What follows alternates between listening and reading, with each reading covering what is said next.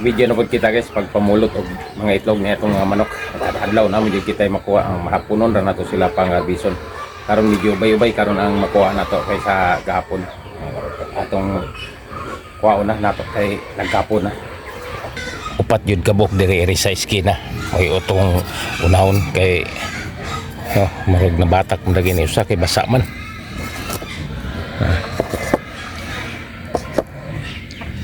Terus pikas disunod.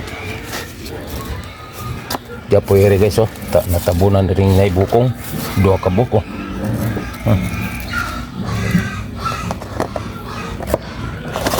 Ere. Tibulago itlog ni mga manok ron. Ere is kabuk ra.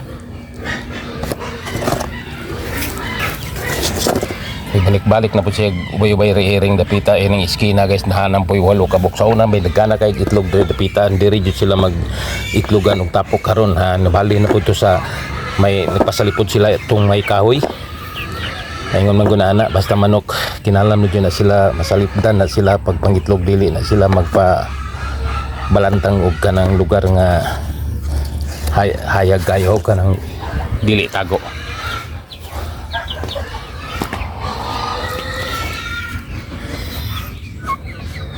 Diri guys usa ka grupo ra karon. Doon na siya pulo kabok. Ano 11 kabok diri guys. Siya 11 kabok kay nato sa babaw sa kurungan dagkan man sila dito sa may screen. May atay sunod ini.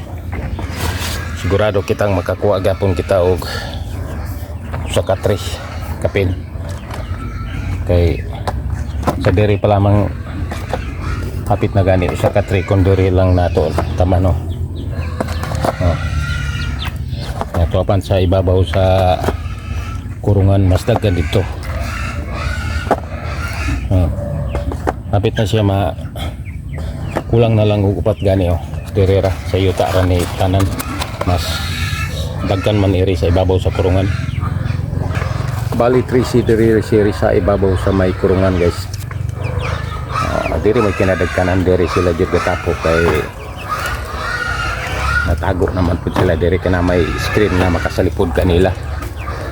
Ano sila guys atong idatog lang nato sa ibabaw ning kubra kanila sa katre kay puno naman ang atuang trio. Puno na nanay gidatog natong tulo. Puno para tog 2 gapad jud diri guys. Sobra siya og siyam day kabo guys ang ato ang itlog karon nga datogo. Ang atong na harvest karong adlaw usa siya ka 3 og sobra siya siyam kabok.